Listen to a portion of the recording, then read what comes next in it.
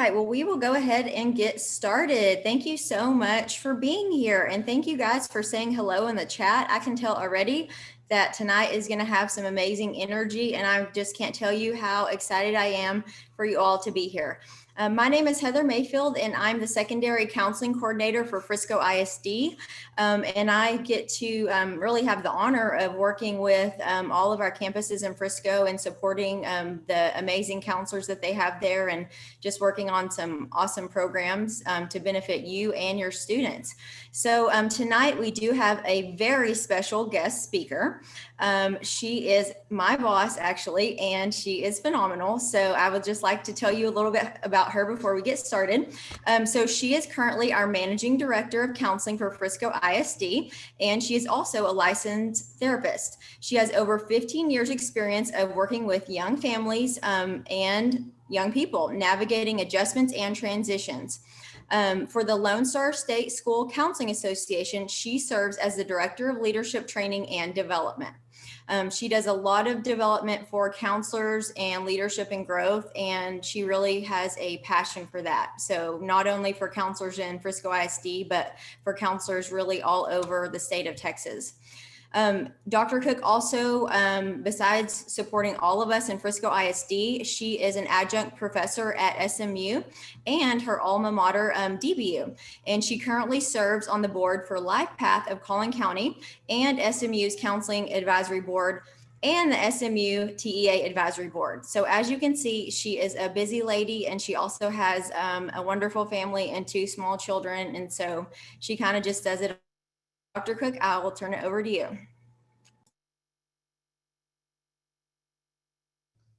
Awesome. Thank you so much for that introduction.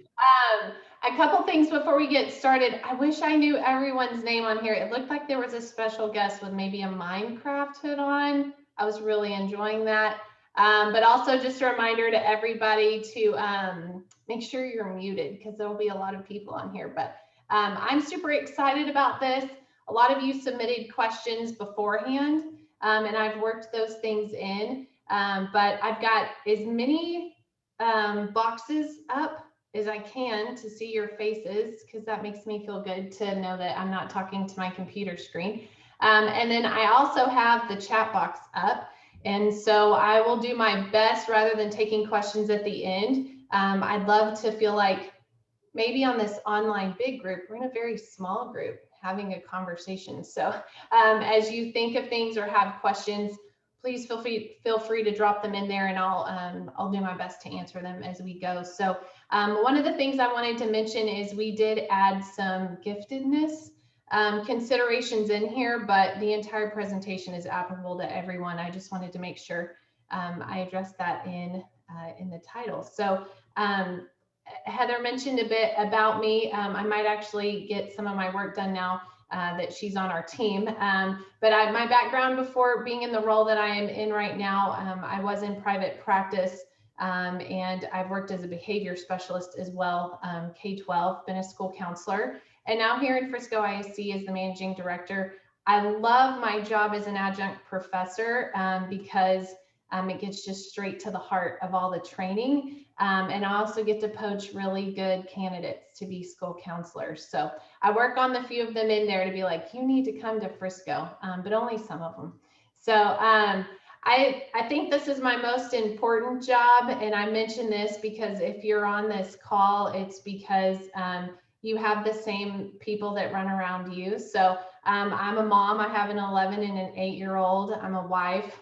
I work. And so I think I get a lot of extra opportunities to practice emotional agility. And I just wanted to put that out there because while I am presenting on it, I sure don't want anyone to think that I might be an expert in it. I think I just get a lot of extra practice at applying constant research and studies and literature. And I get a great science lab to do that with my little people. So I don't know, we'll see. They're my test subjects, but just really excited to be here with everybody tonight. So a little bit about what we're going to talk about is that emotional agility piece, but specifically developing and parenting around that idea of emotional agility. when I turn like this, just pretend we're having a moment, because I am with you on the Zoom screen. And we're also going to address the pre-questions that you had on emotional agility. I've embedded the gifted considerations in here. So if I start talking about students that are identified as gifted, and that doesn't apply to you in that moment, hang with me, because I think you'll still think it's really good stuff. The other thing I wanted to touch on the giftedness is there's really 5 areas of giftedness, and school systems don't measure all of them. So if you have a student that isn't identified, they may actually be gifted in some other areas. So I just encourage you to hang with me for that part. So before we get started with the idea of emotional agility, I wanted us to just have a minute to talk about some foundational concepts as a framework for what we're talking about. And it really is the framework that I work off of a lot. The first one being the mind, body, soul, or emotion connection.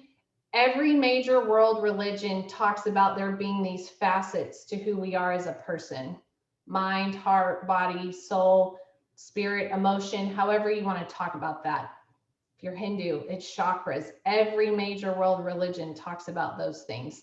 And the idea is that while we are a collective being, we can acknowledge that sometimes our thoughts and our feelings don't match, or we can acknowledge that our body is telling us things, or maybe saying like, hey, you need to slow down, or you're stressed out, and your mind's like, I've got to keep going. So we acknowledge, regardless of our worldview, that there are multiple facets to who we are as a person. And I think that's really important in talking about emotional agility, because I'll use some of those ideas as we're going. The second one is to really value the role of emotions and just kind of understand what their role is for us. Depending on, and I'll talk a little bit about this, depending on your background, you may think like feelings are bad, and so it's about, like mind over matter. But data, or your emotions, are really important data for you. So it's neurochemical feedback. So when you're riding on a roller coaster and you get that big rush of endorphins or serotonin, that's your body telling you like, I'm having a really great time. And when you slam on your brakes, right, that's that cortisol saving your life, right? So emotions are important, and it's good for us to understand that facet of us and who we are, that serves a really big purpose. It serves as a sociobiological piece to keep us safe, like I said. And a lot of times for us, especially as adults, it also speaks to us about our history. So a lot of times when those feelings come up, they serve as data, not direction. And what I mean by that is the ability to stop and say, what is that about? And that's really important in emotional agility, which we'll talk about. But rather than saying, I just feel so stressed and worn out, I'm stressed and worn out, I'm not going to do anything, I need a break. Our feelings are data. So we ask questions of the data. Why am I feeling this way? And it should give us information about what's going on, but it should not necessarily drive our direction. And I want to differentiate between those two things, because a lot of our young people, it's very common that in their language that they would identify with a feeling as if it is their whole self, not just the emotion, but they would identify that feeling as their whole self, and therefore the reason that it drives their behavior. So their emotion gives them direction rather than giving them data and being curious. Why is it that I'm feeling like this? Okay, well, why is it that I'm feeling like that? And when I worked more closely with students, I would say, we want to ask why 5 times. Like, well, why are you feeling like that? Well, why do you think that is? Well, why do you think that is? And then we really started to get into the truth of where that incongruence was. And that's where that was. So just a thumbs up. Are we kind of clear on those foundational ideas? Yeah? Okay. I like it. So let's talk about and developing it. So if you'll make sure you mute your mic, and then let's talk about, when we talk about emotional agility, let's kind of pit these two ideas against each other. So to not be emotionally agile would be to be emotionally rigid. And when I think about some of the questions that you submitted, that's taking our emotions and letting them drive our direction, right? I feel this way, I must act this way. I've got to act on how I feel, be true to myself, true to my heart, follow my heart. That's horrible advice. If you have that like on your wall, just gently take it down and put it in a drawer or something. But being emotionally rigid, it also drives that story, that narrative that you tell yourself about the emotions that you're feeling. And being emotionally rigid, I like the idea of comparing it. For those who do know me, I see a lot of counselors on here, so it's so good to see your faces. I think I'm trying to set a record for knee surgeries. I don't know why, but that just seems to be what I've done in my life. And so if you've ever had surgery, you're very familiar with the idea of scar tissue. And when it gets hooked on stuff and it needs to be released, having an experience in the past that you haven't really processed can really lend itself to emotional rigidity, because the story you tell yourself about that scar tissue can often become the narrative and the theme by which you live your life. There was a lot packed in that, right? Okay, so when we don't process our emotions because we suppress them, they can drive that narrative, because regardless of whether we've mind over mattered it, our body knows what happened. And right now I'm mostly speaking to you as adults, but being hooked on those things. For kids, that's when they've had trauma. So if you've had a kid with trauma, being hooked on that emotion, that's kind of like scar tissue in their thinking and their feeling. It's hard to not be on that. Yeah, so just so you know, when you put things in the chat, you can send them to me privately, which is great. So let's say, for example, that there's been a divorce in your family, and the child is constantly referring back to that. That may be scar tissue for them. And so whether it's being used as an excuse for behavior, or whether it seems like they ruminate and constantly come back to it, what that means is that they are hooked in that story and they haven't processed it. So there's a lot more to that, but what that means is that that narrative has become so strong that it is driving their theme. So the fun part, and that's why we're here, is we'll talk about agility. Emotional agility means that I have the ability to loosen up and be more in control of my response. So I had a great professor in college who would always talk about the difference between reacting and responding. And reacting is like, I feel this way, I'm justified, like I'm going to share my feelings because that's healthy, right? That's reacting. Responding is when I stop and I go, maybe inside my head, because I think a lot of things in my head I never share. So I'll just tell you about the last time I got upset with my husband. It was probably my fault. But inside my head, I'm like, oh, really? That's going to be what that is? But when I stop and I respond instead of react, I have the ability to go in my head, I can't even believe, and now I'm super mad. But what I say, my behavior, right? Mind, body, heart. But when I stop and I say, I know who this person is. I know what's meant by it. I have to stop and clarify. I've got to respond in a way that, at least as much as it's up to me, that I bring peace. That's responding versus reacting. Reacting comes from a place of being justified in your behavior, and response comes from a place where we step outside of it. That's really a lot of what agility is. I have the ability to step outside of how I feel for a second, choose my response, and step into that. And so rather than reacting to stimuli, we respond to an event. Does that make sense? Thumbs up? Yeah. And so in emotional agility, what we can absolutely do is acknowledge that facet of ourselves that's having a feeling. I'm really stressed out. This really bothers me. This upsets me. I'm frustrated. I'm mad. I'm angry. But I'm also responsible for how I act, right? And first, to finish that feeling, I'm going to say why. Why does this make me so angry? If you've heard of the idea of righteous anger, it's not bad to have negative feelings. It's not bad to grieve. It's not bad to be angry. It serves as data. Why does that upset you so much? So progress that we make as a society often comes when people are like, I've had enough. They're fed up and they're angry, right? So it's data.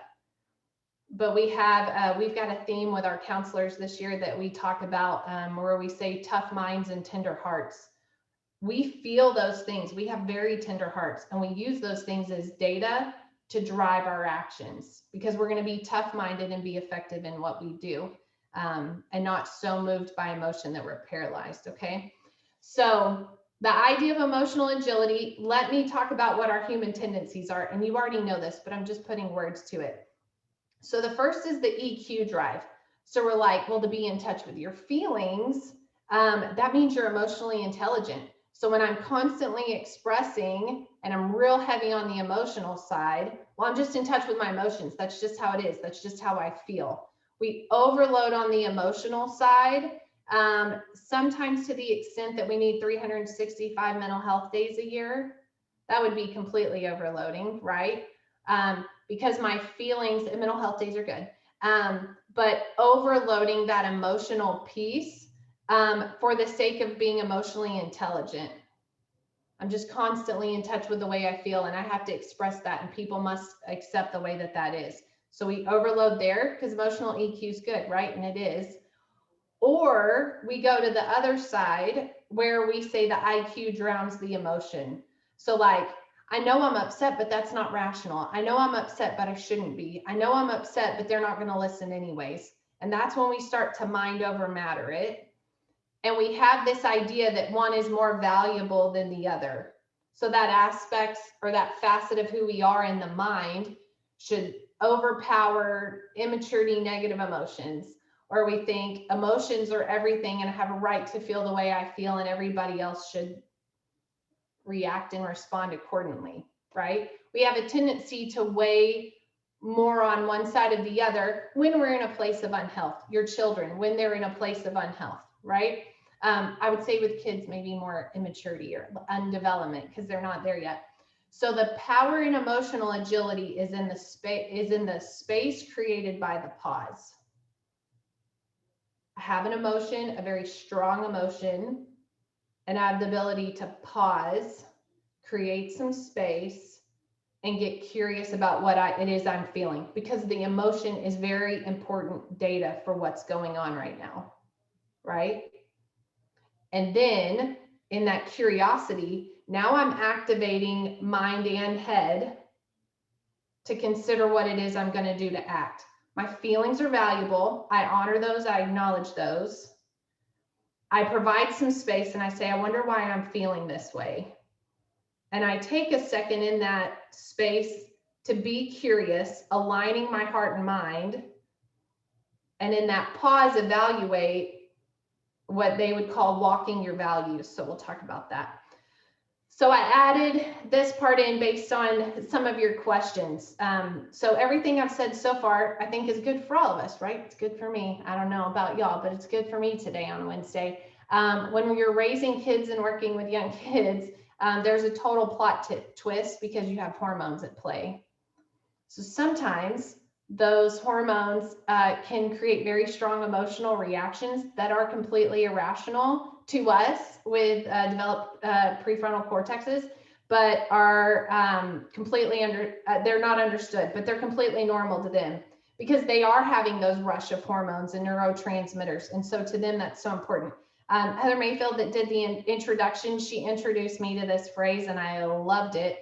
But I want you to think of two mantras as a parent working on emotional agility with a young child. So, or teenager or whatever, or your spouse sometimes, I'm just saying. I married a better version, so it works out. I like these two mantras: hug the monster and remember that this will pass. Here's what I mean by that. So I should probably have Heather jump on, but she was explaining to me this conference that a lot of counselors go to. She talked about when kids are in that elevated or hyper aroused state. And you know what I'm talking about, the one where you're like, they're having that really strong emotional reaction and they're lashing out or they're acting out or they're crying. It's just that the emotions are at the wheel and you feel like they're about to drive everybody in your house off the cliff. What they talked about was just go ahead and hug the monster. Because whether it's trauma, whether it's puberty, or whether it's scar tissue, they're in an unregulated state. And the only way for them to, I see some elementary counselors on here. So we talk about flipping the lid. That amygdala is on fire, raging. So if you ever saw Inside Out, like this is anger, like everything is on fire, right? And so when you flip the lid, it's because we're able to stop, pause, create a space and say, okay, tell me what's going on. We can't help a young person, and I'm not talking about counselors, but as family members, we get in and hug that monster. And what that means is we lean into what can be a scary space full of volatile emotions sometimes, and we just reflect back. I can see you're really upset. I can tell you're very angry right now. I'm just going to be here with you. What you're doing first and foremost is you're modeling or developing attachment, depending on their age, which is very important for a seminar that I can't talk on right now. But the other thing is that you're co-regulating. So you're modeling for them calm. And I think that's one of the biggest things is modeling calm. When I say hug the monster, I don't mean go grab them, but I mean that big scary monster that you feel when they get like that, and you're like, and like I call it in my house grabbing the bull by the horns. One of my kids is a little more passionate than the other, so I feel like it's way more 8 seconds by the horns that usually lasts about 20 minutes. So I really mean figuratively leaning in and embracing this opportunity to be in that space, just reflecting, just staying calm, giving them space. And you know your kid, sometimes that's about you being there and reflecting. Sometimes that's about your kid going up to their room. I have two very opposite children. So for one of my kids, I sit in that space with them. The other one likes to use more words when they're upset. And so they earn a trip right up to their room until they can find words that are respectful. Sometimes that takes 3 minutes. Sometimes it takes 30. But what they know is we are going to engage when the space is safe. And until it's not safe, we're going to ensure security. I think you just have to know your kid, because like I said, with one, you're there, you reflect, you regulate. The one that may need space to regulate and come back and have that conversation, they need that safe space. Absolutely. Yeah. I love these private chats. It's really good. It means a lot to me to feel like we're having a conversation. The other mantra is this will pass. So I actually came into work the other day and I was like, so we had a full blown moment of puberty last night, and I met a side of one of my children I had never met before. And here's what we did. And that's actually when I learned about hugging the monster. But when it first happened, I was like, whoa, didn't say that, but in my head, I processed a lot in my head. But I was like, whoa, that was a lot. And then I was like, oh, snap, that's puberty talking, not you. And I remember like taking this big, deep breath, strategies, it's on the right-hand column. I took this big, deep breath and I was like, this might last for 15 minutes or the rest of the night, but I am officially in this moment on the roller coaster of hormones. You know what to do, get busy. So, and it took a lot of like, you know, in my head, that was a lot of extra feedback. I mean, you know what I mean? Like, just like me staying calm and having to talk to myself in that space, giving myself space and curiosity to say, this is what this looks like for us. So some strategies, always, no matter what, don't react, co-regulate. And that sometimes includes words and sometimes doesn't. Sometimes it just looks like modeling and being there and being calm. My high reactor does well sometimes when I just sit there and just touch her back. Oh, dang it. It's the little one. It's the girl. I said her. And just touch her back. Unless she's already talking. She's the one that gets the passport to the room. And so however you co-regulate, I think it depends on your kid, and you just have to know whether it's physical touch, calmness, a quiet space for a given amount of time, whatever that is, modeling what that safe environment looks like to talk to. I saw that, you're good. You want to model what it is that you see from them, right? So I can think of a situation recently where I said it is okay to be scared, but I'm here. So we're just gonna be here together. You can be scared, but you're not alone. When I say be sure to breathe, I don't mean like take deep breaths.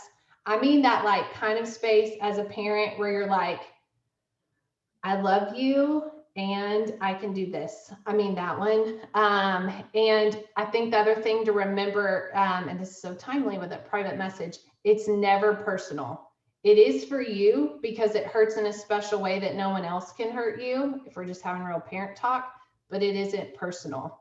And so when I think in learning, just in trying to answer this question, in trying to learn what works for your kid, if you don't already know, try it out.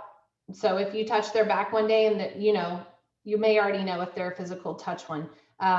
But the 5 love languages, you can look at that. Maybe it's you being there. Maybe it's words of affection. Maybe it's physical touch. I think know what it is that they need in that space to do that. So to develop emotional agility, there's 4 ideas. So it's called hooked and unhooking. So right, we talked about that. That's that scar tissue. It's about that thing that happens that causes that emotional reaction.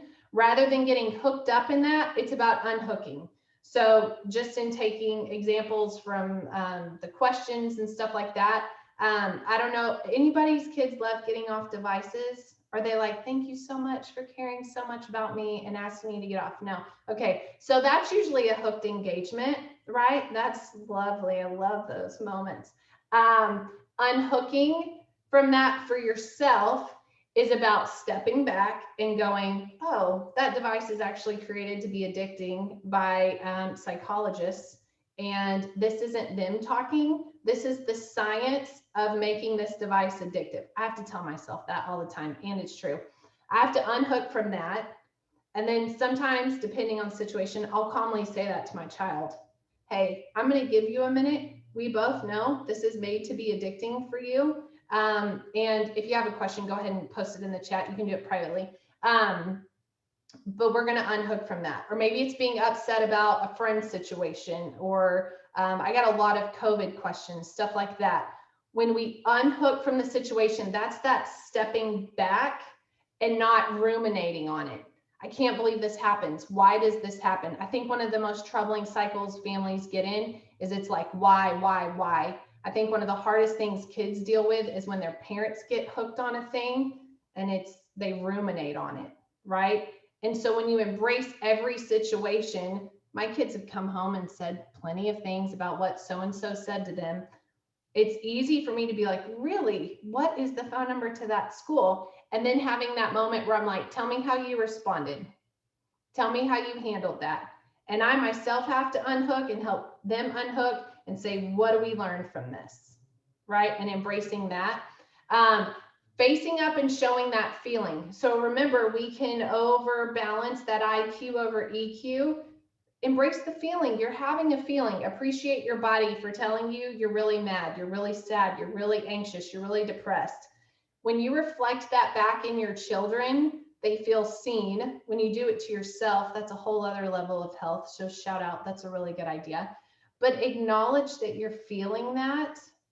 Honor your body for allowing you to feel that, and ask questions of it. Step out and say, why am I experiencing this?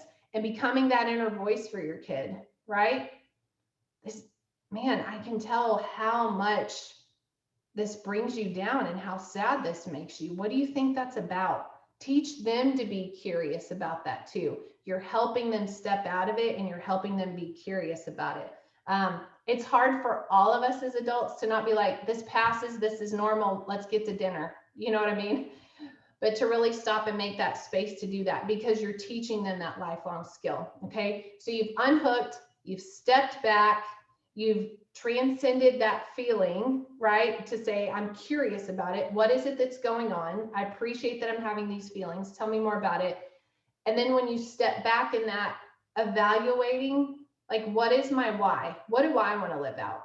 So think of scenarios. I'm thinking a lot of interpersonal, social situations, things that happen at school that are upsetting, or a lot of the other COVID questions that I got, feeling like they can't participate in things because you're on different pages with peers about COVID restrictions, all of that type of thing. What is it that we believe about people? What is it that we value in friends? What is it that we appreciate in people? How are we going to act that way anyways? How am I going to respond regardless of that scenario? Are y'all tracking? I just need a quick thumbs up. Yeah, okay. All right. So I've unhooked, I've stepped out, and I've had to stop and value, this is how I feel, but why? And then I'm like, I am really mad because this is wrong. And I'm going to stand up for that. I'm going to step back into the situation and I'm going to respond accordingly. And I'm going to walk in my values. I'm going to walk in my why. But I'm driven by a congruence of mind and heart. And my body's in line. I'm going to go do that. And we're in agreement. My feelings aren't driving, right? It's the other way. So I'm doing that. I'm walking around. I'm going along in life. Not me. I'm just telling you about this principle. I'm just as normal as y'all are. But the principle of living like this, I love this idea. There's a book, Emotional Agility, but she talks about tiny tweaks and teeter-tottering. So what that means is you're like, I can do this. You're going to notice things along the way that you're going to have to make tiny tweaks about, right? This is little stuff. This is who they sit with at lunch. This is who they hang out with at school. This is who you talk to. This is triggers of being on social media. If they're on social media a lot, they've got depression and anxiety. I've already diagnosed them. That's free. You're welcome. Tiny tweaks about their life. What are those situations that they're in? What are the things I can tweak? This seems to happen every time you go to her house. Have you thought about that? Have you thought about how this happens every time you talk? That might be a place to make a tiny tweak, right? Or teeter-tottering, just accepting that there's balance in that. I get really worked up about stuff sometimes, right? But I step out of it, I self-correct, and I go back to it. Do those two ideas make sense? I think that's a great one to give your kids too, because it gives them permission to feel. That is, I used to tell teenagers all the time, like, hey, have you ever been around a baby? And I'm going to move you over here because it makes me feel like I can talk to you. I'd be like, hey, have you ever been around a little baby and they'll stick stuff in their mouth? They're like, yeah. I'm like, that's how they figure out if it's food or stick or good or bad. That's how they figure that out. It's oral development, right? They're like, yeah, totally got baby development down. And I'm like, so you as a teenager, you do the same things with your emotions. So that's why every single thing you experience is good, bad, dumb, cool, awesome, horrible, best part of life, worst part of life in the history of forever of all mankind. I'm like, you are picking up all of these experiences, and rather than putting them in your mouth, you're gauging them by how you feel. And they'd be like, oh, I have really extreme emotions. I'd be like, yeah. I'm like, here's the really cool part is here's the next bit of development. And I would always use the like 8 a.m. college class with them. Your next place of development is when you're like, 8 a.m. class, I cannot do that. I cannot do that. That sounds like the worst thing ever in the history of mankind. But then you're like, but I paid for it and I can't fail. I'm going to have to do things even when I don't feel like it. I'm like, when's the last time you did something about that? Or something like that? That's a counseling technique. Then they'll tell you, how did it make you feel to do that? They're like, good. And so you're like, okay, so you can do good things that are beneficial to you, even when you don't feel like them. Yeah. Okay. What would that look like if you tried that right now in this situation? Right. And so you're taking them in and out of those elevated emotions. So that's the teeter-tottering. So it's good. So in the day-to-day, this is why this is so hard. We lack full awareness of ourselves. That doesn't make us weak. It makes us human. We have unrealistic expectations. So everybody's seen that meme, like expectation is the killer of like all joy or something like that. I don't know. It says something like that. We have lofty expectations. We make exaggerated assessments of behavior. I do this all the time. Anybody else? Like where somebody does something and you're like, well, I guess they hate me and don't care. Kids do that. Maybe you don't do that. And we fail to correct our original assumptions. So think about your kids that have already made up their mind about the teacher. Have you ever had a teenager come back and be like, you know, I was wrong about that teacher. That is a good lady. They don't, because they make up their mind. They make up their mind, and that's really hard. So that's what can make it so difficult to stop, pause, step back, and be curious about something, because it's what we call confirmation bias. We've already decided it is a way, and so our heart can't be changed. We just keep living out that narrative. This is what it is, right? And so a great way to model that for our kids, like I'll tell you, my son wasn't real thrilled about his teacher at the beginning of the year. And then every single thing that would happen throughout the year, I'd be like, that's pretty cool for a cranky teacher. That's pretty cool for somebody that doesn't like kids. And I'd say by like mid-October, he was like, she's actually pretty cool.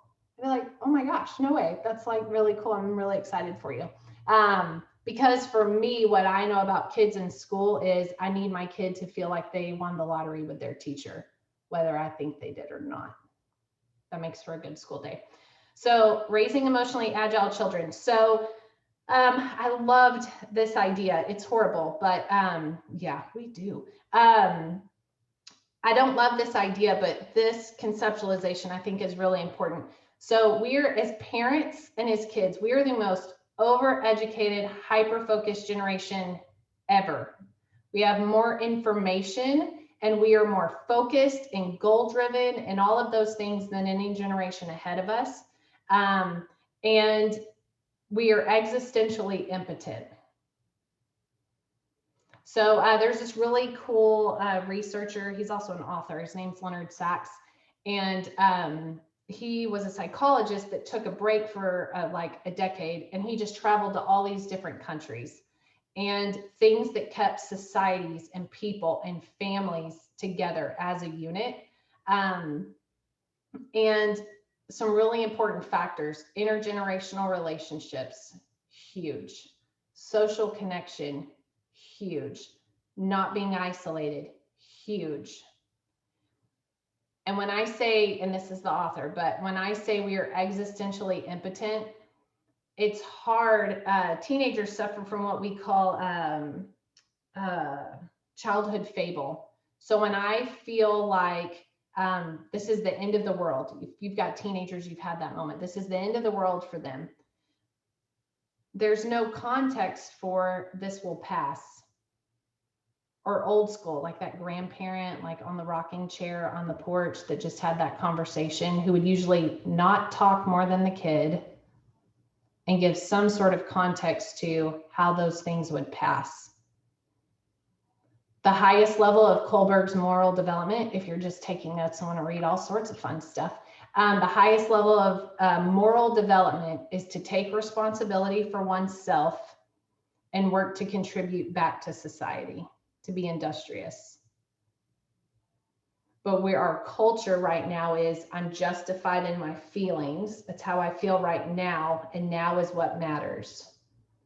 We're existentially impotent because we've forgotten that we all belong to each other. And so when we're offended, we cut things off. All sorts of social systems we cut off. And what it does is it isolates them, it isolates you, and then we're existentially impotent. We don't know how we belong to each other. We'll never achieve highest moral development. And then we can't gauge our behavior and emotion in the spectrum of our life. We're just overwhelmed with it in the moment. Does that make sense? And in the midst of that, our self-esteem is contingent upon the situation. This is especially true if you have someone, you yourself, I've had these moments, or if your children are on social media a lot. And that has to do with dopamine. And again, that's a whole other seminar. Can this get better with sleep, healthy food? In Australia, you're not allowed to start counseling until you address diet, exercise, and sleep, because the brain can't make changes, right? I can't get this back in line when I've got a brain out of balance. So absolutely, sleep, healthy food, exercise, but that's because you balance out neurotransmitters in the brain and your mood becomes more regulated, which makes, I'm going backwards now, y'all hold on. That's what makes this easier. A regulated brain, not hooked on dopamine, on technology, that's well rested, that gets vitamin D from the real sun is more capable of pausing, creating space, and practicing curiosity. Because the body has moved in exercise, this is why exercise is important, because you spend as much physical energy as you do mental. Does that make sense? What happens sometimes is our brain and our heads, they outwork each other. And so the reason exercise is so good, in a really oversimplification, is because when our body is able to work as much as our mind has, the neurotransmitters in our body are able to better balance in our brain to emotionally regulate. So here's what I think. This is my favorite idea, is doing more with less, because I don't have more to give. So I don't know if that's y'all, but let's just talk about that for a minute. Here's how to do those things: unhooking, stepping out, walking our values. Here's how we do that for our kids and model that for them. We coach their inner voice. So my dad used to always joke, I'm just raising you to leave. He wasn't trying to get rid of us, but he's like, my goal is to help you be an adult. Like, you need to be able to do this on your own. So he would do a lot of like stand by your side and be like, well, try it, we'll do it, you know? So your goal is to coach that inner voice. And you do that by co-regulating. So modeling that calm, showing what that expectation is, not reacting. But when they're like, it's the end of everything, and there's all the tears, right? Or the anger or the outburst or whatever it is, co-regulating, staying calm, being that calm voice. I'm here. There are different times where different ones of my kids need different things. And that's what makes parenting so fun and unpredictable. Is even as you learn that love language, it doesn't mean that one's going to work every single time, but being there, being calm, regulating yourself, managing yourself, you help them step out of that, right? Help them be curious about what they're feeling and honor that feeling. Help them decide that value, and let them kind of coach you on where they're at with that. The coaching and the modeling is there. This is my biggest bit of encouragement to you tonight, because I know sometimes I pack a lot into a little hour, but this is my biggest bit of coaching to you, is work from their current space, not where you want them to be. Just start with where they're at, because that's all they've got anyways. And I'll show you, oh, it's a slide coming up, but I'll give you a really good visual that I think is good. When we do that alongside them, so we do it ourselves and we do it alongside them, that's what coaches that inner voice. I knew it was here. Here it is. And the slide's a little wonky. Sorry, I'm gonna shrink this down a little bit. Can y'all still see my whole slide? And then the ones on the side? Yeah, okay. I am just going to change this because the whole slide wasn't showing up for a minute and I want it to. Thanks for just all being here with me while I troubleshoot this. Too big. Okay, y'all can see it. So these are some, so here, let me touch back to this piece. The reason I say start with where they're at, not with where you want them to be. So there's a whole science about that. The researcher's called Vygotsky. But what he talks about is you start with what they can do, and then your responsibility as a parent is to create that space, that window on what you can help with and give them a chance to practice. So here's what you can do. How can I help you? What can I do? How can I be here for you? What do you need from me? And they're going to tell you in a really good day to just sit there. And on a really bad day, they're going to say nothing and you can't do anything about it. And they're going to scream and there's going to be a lot of tears. And you're just going to sit there very calmly. Because what happens is you're expanding what they call their window of tolerance. And then they're going to be able to identify that space just right outside of what they can do right now. And they're going to let you know what you can do to partner. Okay, so you start with what they can do. Then what can you help them with? Not enabling, not giving them whatever it is they think they need. I had a conversation with my son yesterday where I told him something he did not want to hear. And I said, hey, I know that's not the answer that you wanted, and I really appreciated your response to that. Like, that was really mature. I appreciate that, because I know you didn't want that. And he just said, okay. And I said, you know, it's because I love you. And he said, I know, and sent me a heart. You know, like we don't give them what they want, but we try to help them develop an idea of what it is they need. We start with what they can do, and we try to be in that space to expand it. What we don't do is create that level of expectation outside of what you can help with and what they can do. That this blue space right here, this is anxiety USA or depression USA. This is like, I can't meet this expectation. This is never going to work. So when looking at some of the pre-questions, I got a lot of questions about anger, outburst, emotional regulation, depression, anxiety. What if they're already in counseling? And I grouped all those together to say, like, you are on the roller coaster of hormones and emotions and all of those things. So the biggest thing, again, is to co-regulate when they're feeling those things, right? Like, whether they're in counseling or not, they're having an anxiety disorder or an anxiety attack, just putting your own hand on your heart and breathing slowly with them. Even if they're not participating, you're modeling that for them. You're not getting worked up because they're getting worked up, because then they get worked up more, right? Outbursts, things like that. I'm going to talk about that in a minute on functions of misbehavior. But I think the biggest one is helping them appreciate the feelings that they're having, stepping outside of them. That's that emotional agility piece. Identify it, don't identify with it, but name that feeling, step outside of it, and then decide how you want to respond, and helping them do that.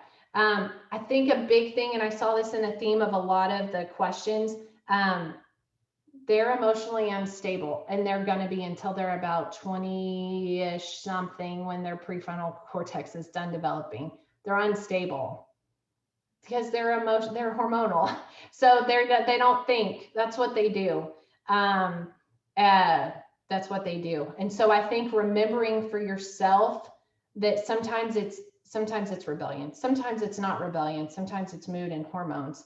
And holding on to that space, hugging the monster, not literally, hugging the monster until there's a place where you can have a conversation with this. What can you do? What are you in control of? What can I help you with? And that reestablishes a sense of control as well. A couple of people had put something about having a child that lacks confidence or is very quiet. My oldest is like that, very still waters. And I think the place there to really work on, what can I do? I can show up, and I know my son is not going to come in and be like, I'd really like to talk to you about my feelings. But if I just show up long enough and shut up, he will tell me everything.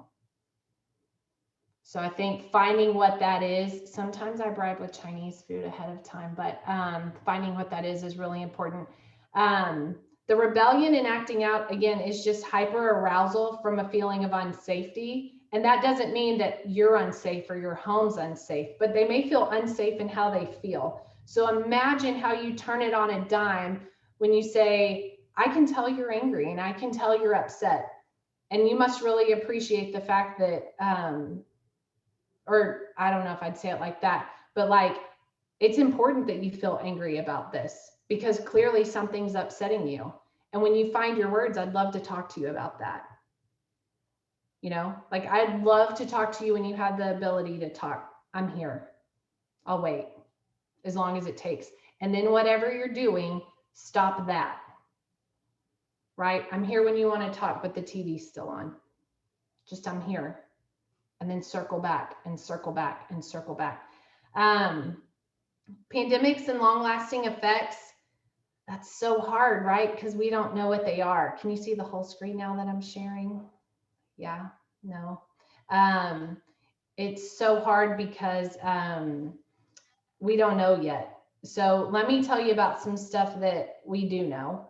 And that's that people need people. So regardless of COVID protocols, I'm not the CDC. I can't talk to you about those pieces. I'm not talking about COVID. What I'm telling you is that young people need people. So however you are coordinating that at this time, I don't know how many of you know this, but we've lost 3 kids to suicide this year, all virtual students. It is important, and this is, I don't know their family and I don't know all the circumstances, but if you're worried about your child in this situation for the pandemic, whatever that is, if your family is safe, cousins are safe, if nobody's safe because you've got at-risk people at home, creating social opportunities online, I think is really important. So that's just, I know each of these are their own seminar, but I wanted to touch on those. And the other thing that I just wanted to work through quickly was some gifted considerations. If your child's not identified as gifted, here's what I want you to hear. There are 5 different areas of being gifted. Schools don't test for all of them, okay? Schools test for intellectual and like imaginational, essentially. So how quickly do you retain information? Like it's an IQ testing, another seminar, but there's multiple areas of giftedness. So I just wanted to hit on a few of those. So psychomotor, we run a risk for those individuals of saying they're fidgety, they can't sit still, they're hyperactive. But when it comes to emotional agility, we have a great opportunity to build positive narratives about their energy levels. It's all about the narrative. It's all about how we talk about it. And a great opportunity for those with psychomotor giftedness is to really create a lot of opportunities for spontaneous play. So if you have a child that's ADD, ADHD, anything like that, a great way to support their emotional agility is to dialogue through physical activity that you initiate, right? That's a real fun one. Sensual, so real handsy kids, maybe also deep feelers that are there. The opportunity for those who feel very deeply is encourage that, right? Get out into nature, give them opportunities to get in touch with that in a controlled way, and also give them opportunities to form positive interactions with others. Here's what I mean. Those with this area of giftedness, again, this isn't an area that we test for in schools, but those with this area of giftedness, they're intense feelers, and it's very easy for them to interpret behavior from other people as negative. Very. So somebody said they don't want to sit with them at lunch. Well, they hate them and they have no friends, but they may not fully articulate that to you. So developing positive interactions and chances to dialogue with them about that. Intellectual is one we do measure for. Justice is a big deal to students identified in schools as GT. And we praise these kids into a whole. We overpraise them. I'm just letting you know, we overpraise them, okay? One of the great opportunities in developing emotional agility with this group is to develop a lot of, remember we said we unhook and we step out and we talk about values and living out those values. Dialoguing with them on values is a very abstract conversation, but what you're doing is you're actually front loading for when you have that emotional outburst. And you're like, I remember that you told me this was really important to you. I remember you told me this was really important to you. How would you do that right now? That's the Vygotsky, right? Like, what can you do? You told me this was really important. Let's practice it in a space you haven't been in and practice that. Does that make sense? Yeah. The other opportunity for those with intellectual giftedness, when is the last time that you felt X, sad, happy, mad? How did you handle that from your values? That's a very solution-focused question from my counselors on there. Imaginational, we love these kids when they're little. They have such a big imagination. They're so creative. We praise them, praise them. Here's how it starts to look in puberty and in their teenage life. They tell themselves a lot of stories that may or may not be true about other people's motivations. That's a tough space. So a great way to support, if you've got one of those highly imaginative kiddos, a great thing to do is help them to differentiate fact from imagination. So they don't like me, this is how they feel, this is how they feel, this is what they believe. Tell me exactly what they said. Can you journal for me, right? Like go down and you encourage journaling is a big one. And help them process embellishments, but don't confirm them. We want, if they really feel like they have no friends, that's a big deal, right? We want to value that feeling. We want to acknowledge that. But we don't want to be like, well, maybe we should move schools because you don't have any friends here, right? Like our job is to help them differentiate and work through that. So another one is emotional. Again, people that feel very deeply, and we like to praise them for being very in touch with other people's feelings. My son was like this when he was little. I used to call him Haley Joe Osmond from The Sixth Sense. So I'd be like, why do you know this stuff about people's feelings? It freaks me out. A great opportunity for those kiddos is students, your children, is to teach them to anticipate and prepare for events. Hey, I know you're pretty worked up about this thing going on. What are you going to do when you get there? Who are you going to talk to? Who are you going to sit with? What's that going to look like? Just for more fun reading, there was a Roman philosopher called Marcus Aurelius, and he wrote a book called Meditations. And he would wake up every day and decide there was this character strength that he was going to practice. And then he would imagine the worst possible scenario of anything that might happen that day. And he'd say, how am I going to practice that character strength? That's him not being reactive, but responding, preparing and anticipating an event and deciding he was going to respond well no matter what. I think that is a money activity with your kid any day at dinner, right? That one you can do. Well, that's really blurry at this presentation style. If you want to Google an emotion wheel, I highly encourage you to do this. I've met with a number of parents on this. I used it when I was in private practice. But there's an idea around emotional literacy, and most of our kids don't have it. And that's not in Frisco. That's the age we live in. So what you'll notice about this emotion wheel is there's some core feelings. So I want you to notice that. And then you kind of go deeper. So for example, I'm really mad. I got a lot of questions about that. I'm really mad.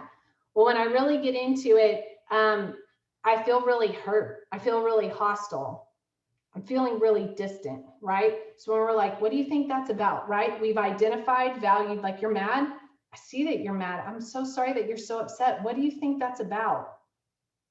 They hurt my feelings. I see that, like, and it's really impacting you. Why do you think, why do you think that hurts so much? Because I feel lonely, because I feel distant, right? So that's us stepping out and asking those questions. Here's what I love about this emotion wheel. On the opposite side of mad is powerful. So we have this strong emotion, we step back, we ask what that's about. And then when we start to think about walking in our values, we want to compare it to something on the other side. Who's somebody that makes you feel really respected? Who's somebody that makes you, when's the last time you felt really proud of yourself? And we pair that on the other side. It's actually a neurological process, but I love this tool. The biggest thing with naming that emotion is we name it and we tame it, right? So we name that emotion that they have. We help them name that emotion that we have. We step outside of it. We're going to walk in our values. And I wanted to hit on the goals of misbehavior. So especially for those that have asked questions, or when you're like, this is great, but sometimes the ship just falls off course. I'm going to open back up the chat just in case. So there's 4 goals of misbehavior. So that's attention, power, which some people would call rebellion, revenge, and inadequacy. Okay, so any misbehavior, it falls under one of these categories. This is what they're feeling or trying to get. And here's what they need. So I'm going to go with the rebellion one just because that one got asked a lot. So they're being rebellious. What they're wanting is power. And what they need is power. Our job is to remove ourselves from that conflict and to come back and restore what would be beneficial to them. Like, what can we give control over? That may be what they choose for dinner. That may be what they were arguing with you about, but you're going to give them two choices and they may not be the one they picked, but you are giving them power. Choices is a big one for anybody that's done love and logic. I wanted to include this. I'm happy to link this in the chat so you can all have it. But I think this is a big one to keep in mind, especially as we're coaching ourselves to stay calm in a situation. This is what they're trying to get in those scenarios. So when we help them pause and step back, it's good for us to remember, like, this is what they're actually trying to get. And remember how it is we give that. So everybody needs to feel in control of what's going on. It doesn't mean they should all get what they think they want, right? When they're attention seeking, they're lacking a sense of belonging. So how do we create that for them, right? That's extra for the educators on there.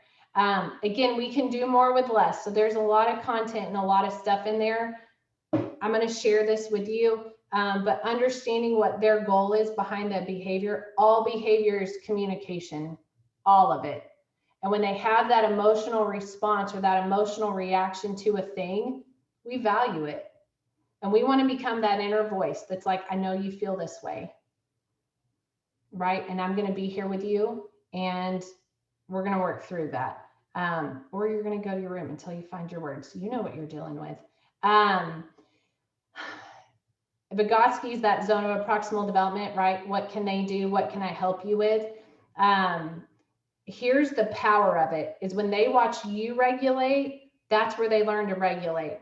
So when they see you, they see themselves. When they see you be calm, like one of the things they train therapists do, when you hear therapists talking, it's all calm and all that, and you're like, you should be a yoga instructor. They're just co-regulating, right? And people see themselves calmer when they see you calm. Our job is to be that inner voice and to train them how to think. What do you think that's about? What do you think should happen? Not what to think, right? Not what you want them to be, where they are, and developing that voice that expands their window of expertise. Our job is to come alongside them. I could tell you stories about my daughter for days, but our job is to come alongside them and be that emotional coach, or their trusted guide in that process, because that's how we develop that inner voice piece. They don't know what they're feeling anyways either. They're just feeling a lot of it at once. So we help them pause in a safe place, step back out, and choose what their response would be based on how they feel. So I highly encourage you to practice with yourself. For a while, this idea kept going around, like, take care of yourself before you take care of other people. And that's true. I think for some people, though, the second picture is what happens a lot. And that's like, I need a break. You know what I mean? And we disengage. And that's another seminar too, but we disengage because we're like, I need this, right? But we do it and we're not good at it, but we practice it and we teeter-totter and we tweak, and then we do it with them because we're just all humans. So we do that together, and we'll do that as a parent, and then we'll do that as a peer when they're all adults. So again, keeping it simple, not being reactive, but just being intentionally responsive in how we are in that space. And that space is a chance for everybody to feel however in the world they're going to feel, but we value it and we step back and we decide how we're going to respond, right? And that makes us existentially competent because we're able to say, this is what I value. It isn't just about how I feel. It's also about everybody around me in this community, right? And what goes on. It's about the feeling in context. And that also helps them to develop stronger self-esteem. I don't have to feel out of control and bad when I have these strong emotions. I have feelings and that's good, but I also have purpose and I respond that way. Okay. There were a couple that came in that all, oh, I didn't know you were on here, but my friend, you're on here. If you're like, we're so far past this. We did one on technology one time, and we talked about technology contracts with phones. And I'll never forget this. Grandma came up to me. You may be on here tonight. Hello. This grandma came up to me and she said, honey, we are way past contracts. She said, I'm ready to take the doors off.